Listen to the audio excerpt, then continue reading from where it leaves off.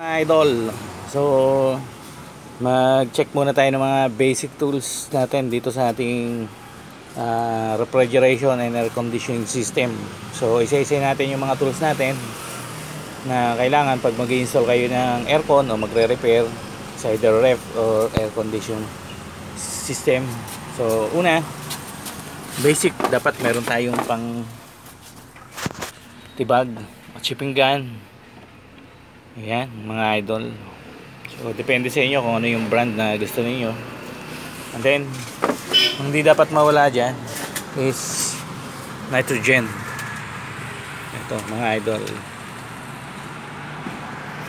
So reveal lang tayo ng mga tools, tapos ituturo ko, didiscuss natin isa-isa yan. And then digital tester. Ayan. Clamp meter. Ayan, medyo may problema na yung clamp meter natin.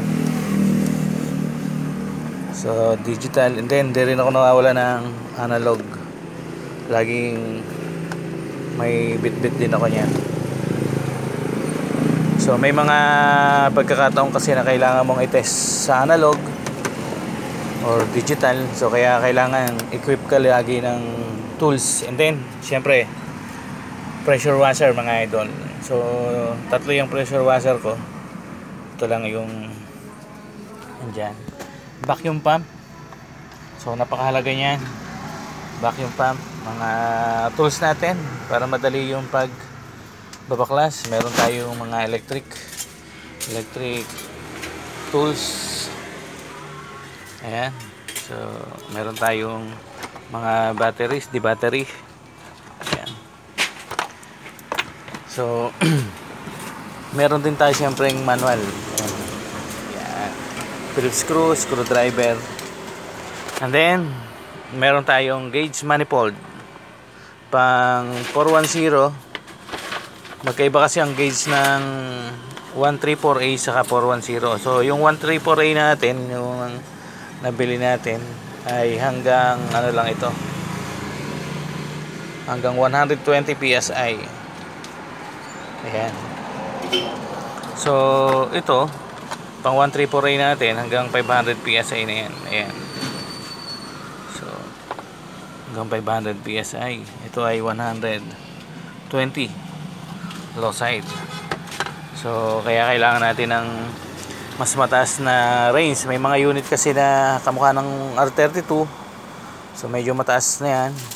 Saka 410A. Ayan. So meron tayong siyempre pliers. Meron tayong long nose. Spring bender, hindi pwedeng mawala yan. Para mas ma-perfect natin yung pagbe-bend ng ating mga copper tube. So meron tayong spring bender lang ginagamit ko. Meron kasing mga hydraulic niyan. And then meron ding hindi pwedeng mawala ang level. Ayan. Bar level. Yung iba bar level ginagamit, ako digital level lang ginagamit ko para handy siya, mas mabilis. Gumagamit din tayo ng clamp. Yan sa mga pins. Minsan hindi maiwasan, natutupi. Kailangan natin yang tuwirin para maganda yung flow ng hangin. So yan, meron tayong mga pliers. So adjustable range. So kailangan to, hindi pwedeng mawalan ng adjustable range, lalo na pagdating ng installation. And then syempre Allen wrench. So isang set ng Allen wrench yan para mabuksan natin yung mga valve. Isang set din ng ating mga Phillips screw, screwdriver, flat, negative, positive. Yan, meron akong mas mahaba pang dukutan. So yan lagi.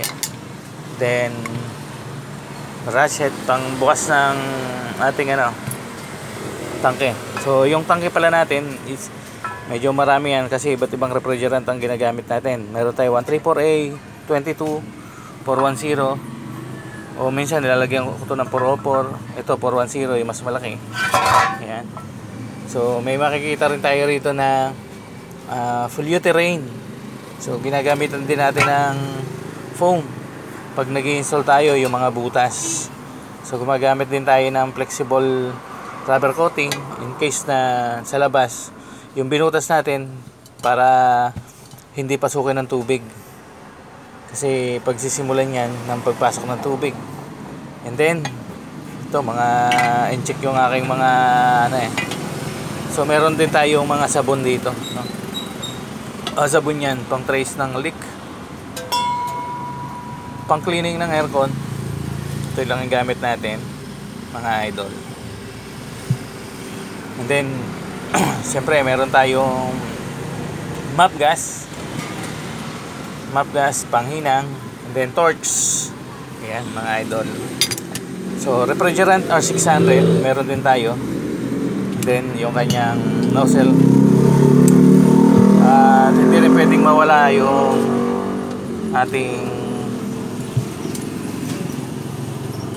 ayan. So isang pares yan pang pagka mag-i-install tayo ng copper tube ng pipe, pang swaging, pang flaring. Ayan, flaring tools.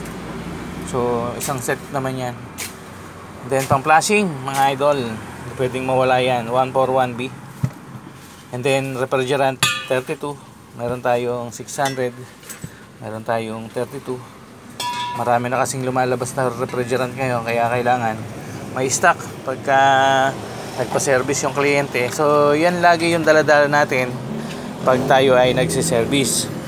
So mabigat nga lang, mayroon pa tayo mga ibang barena. So ayan. So kailangan may backup para hindi, minsan kasi nagkakaroon ng trouble yung mga tools natin, kaya kailangan mo ng backup. So yan lahat kinakarga natin sa motor, nagmumotor lang tayo pag nagse-service, wala pa tayong sasakyan. So bibili pa lang tayo nun. So yun lang mga idol, mga update natin sa mga tools natin. So sa susunod na video natin, yung paraan naman paano gamitin yung mga tools, kamukha ng nitrogen, paano apply, and then gauge manifold, paano basahin. So high side and low side. So vacuum pump, paano i-operate yung vacuum pump, and then tamang paglilinis ng aircon. So yun lang mga idol, maraming salamat, magandang araw sa inyo.